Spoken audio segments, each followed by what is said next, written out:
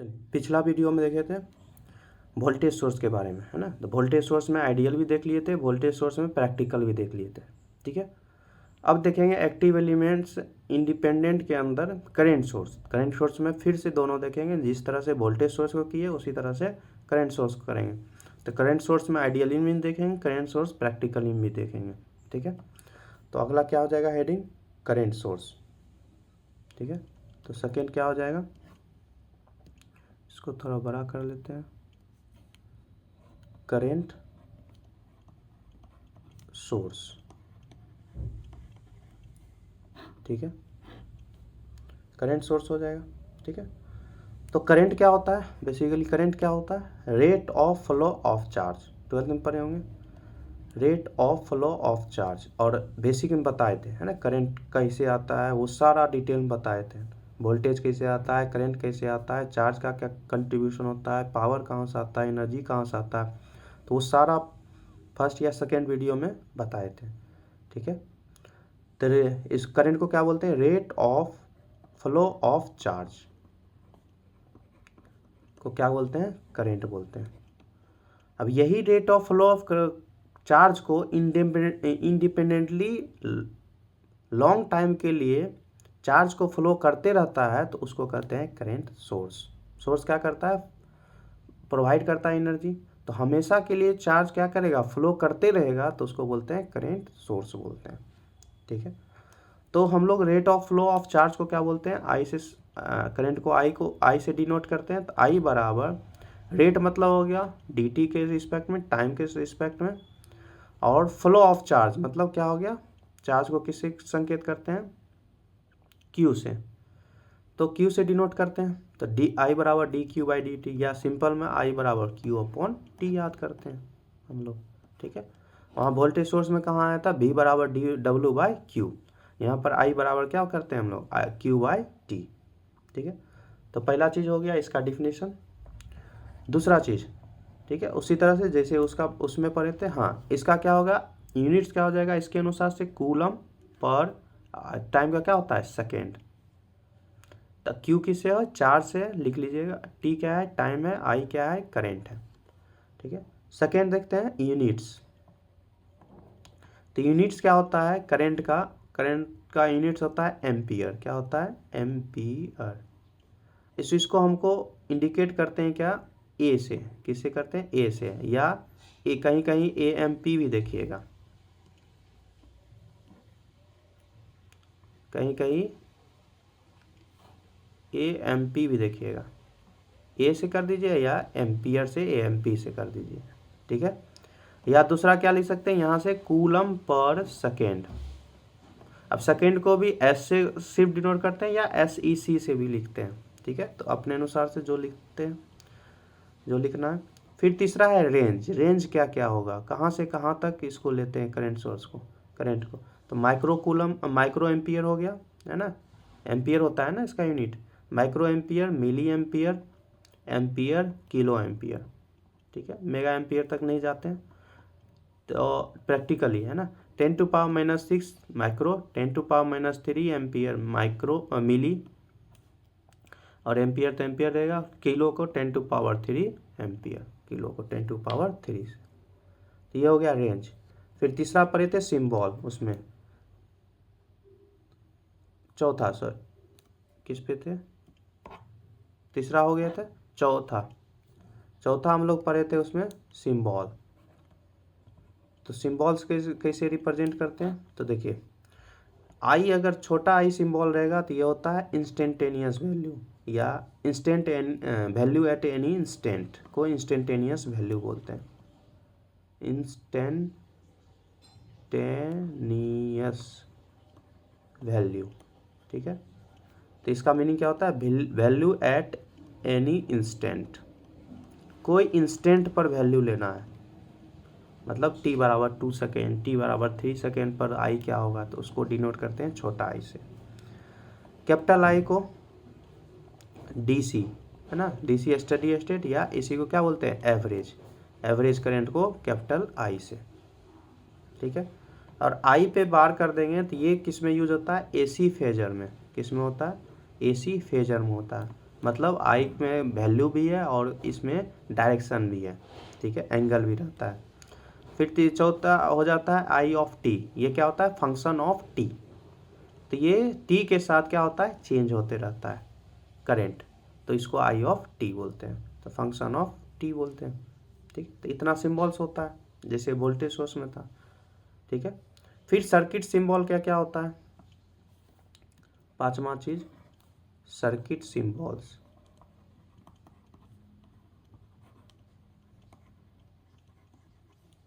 Circuit symbols, circuit symbols में देखे थे डीसी में क्या होता है और एसी में क्या होता है, इसमें भी देखते हैं, डीसी में एसी में। डीसी में हम लोग इसको सिंबल दर्शाते हैं, सर्किट सिंबल कैसे दर्शाते हैं? सिर्फ एक लाइन खींच करके ऊपर पे ऐसा सिंबल देते हैं। ये इसका मतलब क्या हुआ? करंट इस डायरेक्शन जा रहा है ना, ये डायरेक्शन रिप्रेजेंट करता है ऊपर में, है ना। ये जो रिप्रेजेंट करता है डायरेक्शन, करंट इस तरफ जा रहा है, और ऐसे करेंगे तो करंट डाउन तरफ जा रहा है, ये करंट अप तरफ जा रहा है, ठीक है। तो ये डायरेक्शन रिप्रेजेंट करते हैं, तो ये मतलब करंट अप तरफ जा रहा है, तो इसको ऐसा इंडिकेट करते हैं सर्किट सिंबल। 2 एम्पियर मान लेते हैं, आई होगा कहीं 2 एम्पियर। उसी तरह से एसी में कैसे रिप्रेजेंट करते हैं? एसी में भी अगर डायरेक्शन अप है तो अप ही देते हैं, लेकिन इसमें क्या करते हैं? अल्टरनेटिंग लगा देते हैं, सिंबल क्या लगा देते हैं? अल्टरनेटिंग, जैसे वोल्टेज सोर्स में लगाए थे। तो इसको नाम देते हैं, कहीं वैल्यू होगा 4 cos 10t मान लेते हैं, इतना एम्पियर। तो ये क्या होगा? टाइम के साथ क्या होगा? एसी चेंज होते रहता है, लेकिन डीसी क्या होता है? कांस्टेंट होता है, डायरेक्ट करंट में कांस्टेंट होता है। अब इसमें पूछेगा क्या? एग्जांपल बताइए, डीसी करंट सोर्स का एग्जांपल बताइए, क्या होगा? तो डीसी करंट सोर्स का एग्जांपल लिख लीजिए, है ना, इंपॉर्टेंट है, ये पूछा जाता है कहीं भी इंटरव्यू में जाइएगा, इलेक्ट्रिकल डिपार्टमेंट से है, तो कहीं भी इंटरव्यू में जाइएगा तो ये लमसम पूछता ही पूछता है, ठीक है। तो डीसी करंट सोर्स का एग्जांपल लिख लीजिए, डीसी सीरीज जनरेटर यूज होता है, या BJT is dependent current source. BJT भी एक करंट सोर्स तरफ एक्ट होता है, लेकिन कुछ ड्यूरेशन के लिए एक्ट होता है, ठीक है, वो बीजेटी में पढ़े होंगे। एसी, एसी में हम लोग एग्जांपल लिख सकते हैं, feeder line in power system. Feeder line जो होता है पावर सिस्टम में, जो जनरेटर स्टेशन से लोड स्टेशन तक या डिस्ट्रीब्यूशन स्टेशन तक आता है, उसको बोलते हैं फेडर लाइन, ठीक है। दूसरा लिख लीजिए, CSI ड्राइव इन power electronics, current source inverter drive इन पावर इलेक्ट्रॉनिक्स। तो एसी करेंट सोर्स का एग्जांपल हो गया, ठीक है। ये सब क्या होता है ये आगे पढ़िएगा, ठीक है। ये BEE क्या है कि पूरा ओवरव्यू है ना, और ये डिटेल में पढ़ाने इलेक्ट्रिकल डिपार्टमेंट के वजह से, क्योंकि जब थर्ड सेम में आते हैं तो ये सब नहीं पढ़ना है, क्योंकि ये सब माना जाता है कि पढ़ा हुआ है। तो इलेक्ट्रिकल डिपार्टमेंट के लिए इम्पोर्टेंट है पूरा डिटेल में पढ़ना है, तब जाके थर्ड सेम में एक इलेक्ट्रिकल सर्किट एनालिसिस करके टॉपिक है, पूरा चैप्टर ही है, वो चैप्टर समझ में आएगा, ठीक है। तो यहाँ तक देख लिए होंगे। अब फिर आते हैं आइडियल और प्रैक्टिकल करेंट सोर्स। तो पहला देखते हैं ideal current source. Ideal current source क्या होता है, ठीक है। आइडियल करेंट सोर्स वही आइडियल वोल्टेज सोर्स क्या लिए थे, उसका इंटरनल रेजिस्टेंस रिप्रेजेंट नहीं किए थे, जीरो होता है, इसमें भी जीरो होगा, तो इसमें सिर्फ करेंट सोर्स होगा आई, इसमें इंटरनल रेजिस्टेंस जीरो होता है आइडियल करंट सोर्स में। लोड क्या हो गया? V का क्रॉस ले लिए, ठीक है। यहाँ से I आएगा लोड में, इसका मान लेते सोर्स है ना करंट सोर्स, तो IS हो गया, ठीक। जब हम लोग इसको रिप्रेजेंट करेंगे V और I के रिस्पेक्ट में, तो I बराबर हमेशा क्या रहेगा? I बराबर क्या रहेगा? हमेशा IS के बराबर रहेगा जो आ रहा है, तो ये क्या रहेगा? हमेशा कांस्टेंट रहेगा, किसके बराबर? IS के बराबर। तो I बराबर IS हमेशा रहेगा, तो ये कांस्टेंट रहता है हमेशा, ठीक है। किसमें? आइडियल में। अब देखिए ये भी लीनियर नहीं है, तो ये ओबे नहीं करेगा, किसको ओबे नहीं करेगा? ओम्स लॉ को, ठीक है। तो it does not obey ideal voltage source या ideal current source does not obey Ohm's law, ठीक है। तो ये ऑब्जेक्टिव में आता है, ठीक है, तो वो ऑब्जेक्टिव आप सॉल्व कर सकते हैं, बना सकते हैं, ठीक। प्रैक्टिकल पे आते हैं। प्रैक्टिकल करेंट सोर्स, तो वोल्टेज सोर्स पढ़ लेते हैं तो करेंट सोर्स पढ़ना थोड़ा आसान हो जाता है। प्रैक्टिकल करेंट सोर्स, अब प्रैक्टिकल है तो इसमें तो इंटरनल रेजिस्टेंस आएगा ही आएगा, तो इंटरनल रेजिस्टेंस हम लोग इसमें रिप्रेजेंट करते हैं। इसमें रिप्रेजेंट करने का क्या तरीका है, इसके पैरेलल में रिप्रेजेंट किया जाता है आर एस, ठीक है, इसके पैरेलल में होता है, करेंट सोर्स के पैरेलल में होता है। फिर लोड का करंट आई आया, इसका वोल्टेज भी आया, ठीक है। अब ध्यान से देखिए, तो इसमें क्या हो जाएगा, यहाँ से आई एस आया, यहाँ गया आई डैश हुआ, मान लेते हैं आई डैश करंट गया आई, तो यहाँ पर जब हम लोग आगे बताएंगे केसीएल लगाते हैं तो आई एस बराबर हो जाता है I dash plus I. Incoming बराबर नोड पर इनकमिंग बराबर आउट गोइंग होता है, तो इनकमिंग आ रहा है आई एस, आउट गोइंग क्या जा रहा है आई प्लस आई डैश, ठीक है। तो यहाँ से हम लोग आई निकालेंगे तो आई बराबर क्या हो जाएगा, यहाँ से हम लोग आई निकालेंगे तो आई बराबर क्या हो जाएगा I S minus I dash, ये हो जाएगा, ठीक है। अब I S minus I dash, I dash को हम लोग अगर वैल्यू लिखेंगे तो देखिए इसके क्रॉस वोल्टेज क्या है वी है ना, सेम वोल्टेज यहाँ अप्लाई हो रहा है। अगर आई डैश में ओम्स लॉ लगाएंगे तो आई वी बराबर आई आर जानते हैं ओम्स लॉ, यहाँ पर क्या हो जाएगा आई डैश है तो आई डैश ले लिए, आर बराबर क्या है आर एस है, भी है तो यहाँ पर आई डैश निकालेंगे तो आई डैश बराबर क्या हो जाएगा भी अपॉन आर एस, यहाँ पुट कर देते हैं तो आई बराबर क्या बन जाएगा आई एस माइनस भी अपॉन आर एस। अब इसको हम लोग को क्या करना है, ग्राफ बनाना है, तो देखिए ग्राफ बनाते हैं भी और आई में ग्राफ, तो ध्यान से देखिए भी कहाँ है और आई कहाँ है। देखिए भी यहाँ पर है तो ये एक्स एक्सिस में हो गया, आई यहाँ पर है तो वाई एक्सिस में हो गया, तो ये भी कैसा बन रहा है इक्वेशन वाई बराबर माइनस एम एक्स अब प्लस सी, सी क्या है यहाँ पर आई एस है, ठीक है, माइनस एम एक्स प्लस सी। तो अब देखिए भी बराबर यहाँ पर जीरो होता है तो भी बराबर जीरो पुट कर देंगे तो ये जीरो होता है, आई बराबर आई एस मतलब आई एस से स्टार्ट होगा, माइनस एम स्लोप क्या है इस बार एम बराबर यहाँ पर देखिए minus one by S, minus M है तो एम बराबर क्या होगा वन बाय आर एस, तो मतलब क्या है माइनस में है तो डिक्रीजिंग है तो डिक्रीजिंग कर दिए, ठीक है। स्लोप क्या है वन बाय आर एस से डिक्रीजिंग हो रहा है, ठीक है। आइडियली क्या होता है एकदम कांस्टेंट होता है, लेकिन प्रैक्टिकली क्या होता है डिक्रीजिंग होता है। अब कट कहाँ करेगा ये भी निकाल सकते हैं, तो देखिए भी पर आई बराबर क्या हो जाएगा जीरो, यहाँ जीरो पुट कर दीजिए, ठीक है, भी बराबर निकाल लीजिए, तो भी बराबर क्या हो जाएगा जब जीरो पुट करेंगे तो आई बराबर क्या है मेरे पास आई एस माइनस भी अपॉन आर एस है, जब आई बराबर जीरो पुट करेंगे तो ये क्या हो जाएगा जीरो बराबर आई एस माइनस भी अपॉन आर एस, तो यहाँ से भी निकालेंगे तो क्या आ जाएगा इधर प्लस में आ जाएगा तो भी अपॉन आर एस बराबर आई एस, तो भी बराबर क्या हो जाएगा I S into R S. तो यहाँ पर कट करेगा, इसको अगर हम लोग एक्सटेंड करते हैं आई कट करवाएंगे तो इसका मान होगा I S into R S, I S क्या है ये है मान जो दिया रहेगा, आर एस क्या है इसका इंटरनल रेजिस्टेंस जो कि पैरेलली कनेक्टेड रहता है, ठीक है, पैरेलली देख रहे होंगे यहाँ ये पैरेलल कनेक्शन में है, ठीक है। तो समझ गए होंगे इसका कैसे प्रैक्टिकली में बनता है, ग्राफ कैसे बनता है, तो आपको वहाँ समझाना भी है ग्राफ भी बनाना है ना, एग्जाम में पूछता है ना, पिछले बार भी पूछा गया था। अब जैसे नोट करके वहाँ लिखे थे यहाँ पे भी लिख लीजिए नोट करके, ठीक है, दोनों के बारे में आइडियली और प्रैक्टिकली के बारे में। पहला लिखिए ideal current source delivers energy at specified current which is independent on voltage across the source, तो इंडिपेंडेंटली आइडियली करता है, क्या होता है कांस्टेंट होता है, किसी पर डिपेंड नहीं करता है कितना वोल्टेज है क्या है कुछ नहीं, इंडिपेंडेंट होता है मतलब कांस्टेंट होता है। सेकेंड पॉइंट लिखिएगा internal resistance of an ideal current source equal to infinite, क्या होता है इनफाइनाइट,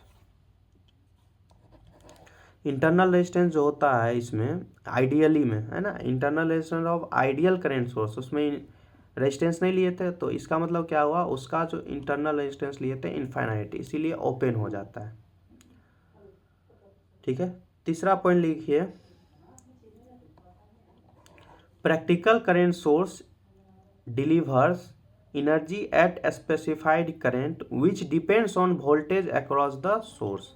अब प्रैक्टिकली जब हम लोग लिए थे तो ये वोल्टेज पे डिपेंड कर रहा है ना, तो आई एस बराबर आई नहीं आया, ये वोल्टेज पे डिपेंड कर रहा है, इसलिए डिक्रीजिंग हुआ, तो यही लिखाया गया, practical current source delivers energy at specified current I which depends on voltage across the source. ठीक है, फिर अगला पॉइंट लिख लीजिएगा, independent current source does not obey the Ohm's law since V I characteristics is non linear, ये non linear है, इसीलिए क्या होता है, ओम्स लॉ वैलिड नहीं है, ओबे नहीं करता है ओम्स लॉ को। ठीक है, अगला लिख लीजिएगा,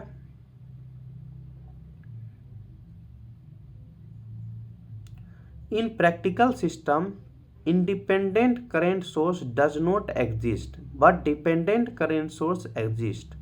मतलब कहने का मतलब क्या है, practically independent current source exist नहीं करता है, हम लोग बनाते हैं, लेकिन डिपेंडेंट करेंट सोर्स, डिपेंडेंट दो भाग बांटे थे ना, इंडिपेंडेंट डिपेंडेंट, तो इंडिपेंडेंट का हम लोग पढ़ रहे हैं अभी, लेकिन डिपेंडेंट करेंट सोर्स एग्जिस्ट करता है, वो क्या होता है आगे पढ़ेंगे।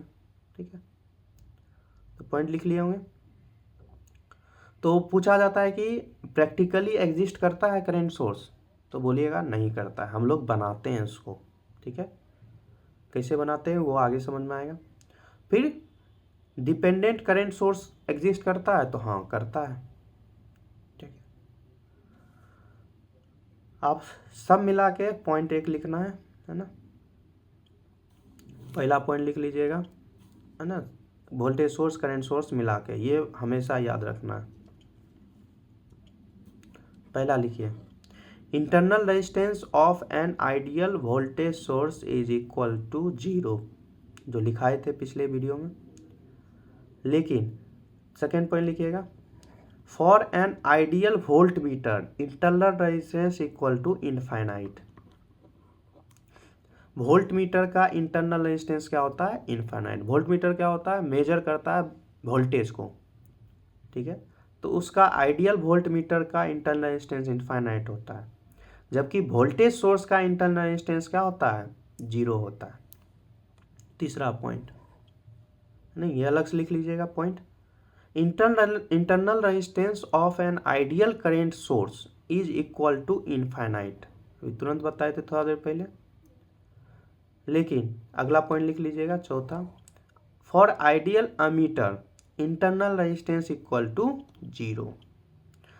तो एमीटर आइडियल एमीटर होता है तो इंटरनल रेजिस्टेंस 0 होता है, वही आइडियल वोल्ट मीटर होता है, इंटरनल रेजिस्टेंस इनफाइनाइट होता है। एमीटर क्या होता है, करंट को मेजर करने का इंस्ट्रूमेंट है, उसको एमीटर कहते हैं। एमीटर से करंट मेजर होता है, वोल्ट मीटर से वोल्टेज मेजर होता है। ठीक है, ये पॉइंट हमेशा रटा होना चाहिए, कोई भी पूछ सकता है ये पॉइंट। ठीक है, और कहीं भी बहुत एग्जाम में आया हुआ है ये पॉइंट। ठीक है, अब जिस तरह से प्रॉपर्टीज देखे थे वोल्टेज सोर्स में, उसी तरह से प्रॉपर्टीज देखते हैं किसमें, करंट सोर्स में। तो पहला प्रॉपर्टीज देखते हैं, जब करंट सोर्स पैरेलली एक्ट होगा तब, मतलब दो करंट सोर्स पैरेलली एक्ट होगा तब कैसा होगा रिजल्टेंट। तो इसका रिजल्टेंट हमको बनाना है। ठीक है, तो इसका रिजल्टेंट जब बनाते हैं तो यहाँ पर रिजल्टेंट बनाते हैं, तो यहाँ से I1 आ रहा है, यहाँ से I2 जा रहा है, दोनों इनकमिंग हो रहा है, यहाँ आउटगोइंग बनाना है, तो I1 प्लस I2 सेम रखेंगे, पोलरिटी क्या रखेंगे, डायरेक्शन क्या रखेंगे, सेम रखेंगे, तो सेम डायरेक्शन रखेंगे, तो क्या देंगे, I1 प्लस I2। ठीक है, तो ऐसे रिप्रेजेंट करते हैं जब ऐसा रहेगा। ठीक है, दूसरा, जब इसका अपोजिट हो, मतलब एक I1 यहाँ पे हो, एक I2 का डायरेक्शन उल्टा हो जाए, I2।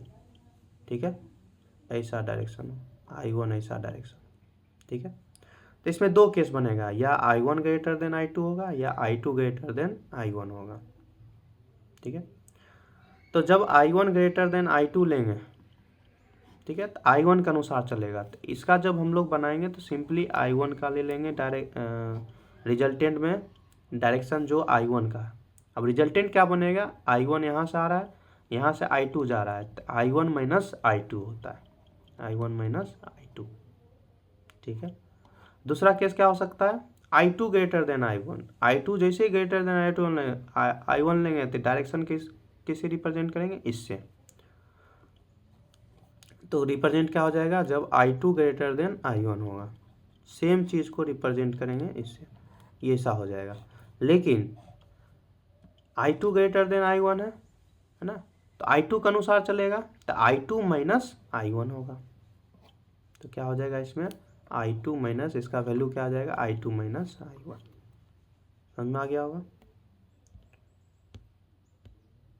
ठीक है, अगला आप देखते हैं प्रॉपर्टीज। तीसरा प्रॉपर्टीज में देखिए, अगर यहाँ लिख देते हैं तीसरा प्रॉपर्टीज,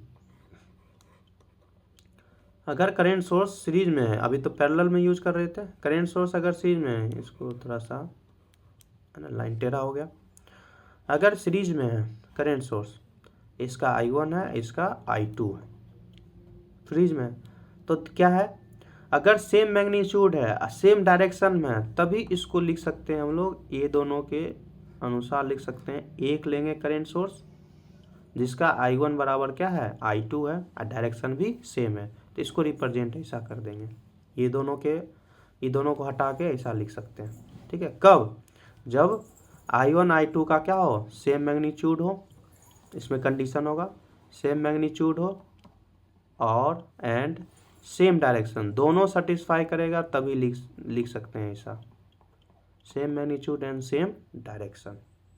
ठीक है, चौथा प्रॉपर्टीज, जैसे वोल्टेज सोर्स बताए थे उसी तरह से इसमें क्या बताए थे, जो भी करंट सोर्स वहाँ पे वोल्टेज सोर्स के पैरेलल में जो रेजिस्टेंस आ रहा था उसको हटा रहे थे। यहाँ पर क्या होगा, करंट सोर्स के जो सीरीज में आएगा रेजिस्टेंस, अगर लोड में पूछा है ना, करंट वोल्टेज या पावर लोड में पूछा है, तो क्या करते हैं हम लोग, जो करंट सोर्स के सीरीज में है इसको हम लोग हटा सकते हैं। तो इसको रिप्रेजेंट कर सकते हैं सिंपली इससे, I से, इसको हटा सकते हैं। कब, जब तक लोड में पूछेगा तब तक। अगर इसमें पूछ दिया करंट सोर्स में अक्रॉस वोल्टेज क्या होगा, तब नहीं हटाएंगे इसको, या रेजिस्टेंस के थ्रू करें, ये रेजिस्टेंस के अक्रॉस कितना वोल्टेज होगा, तब नहीं हटाएंगे। ठीक है, कब हटाएंगे, जब हमको लोड के अक्रॉस पूछा है तब। तो इसको सिंपली कर सकते हैं, तो R नेगलेक्ट कब करेंगे, नेगलेक्ट कब करेंगे, जब लोड में पूछा हो, load with respect to load. ठीक है, अब करंट सोर्स में सिर्फ रेजिस्टेंस ही ना हो, वोल्टेज सोर्स भी हो, उसको भी इग्नोर कर सकते हैं। ठीक है, तो अगर सीरीज में करंट के सीरीज में अगर वोल्टेज सोर्स भी रहेगा, ठीक है, अगर लोड में पूछा है ना, मान फाइंड करना है लोड में, तो इसको भी इग्नोर कर सकते हैं। तो इसको रिप्रेजेंट सिंपली क्या कर देंगे, प्लस माइनस I से। ठीक है, तो इसको भी रिप्रेजेंट कर सकते हैं।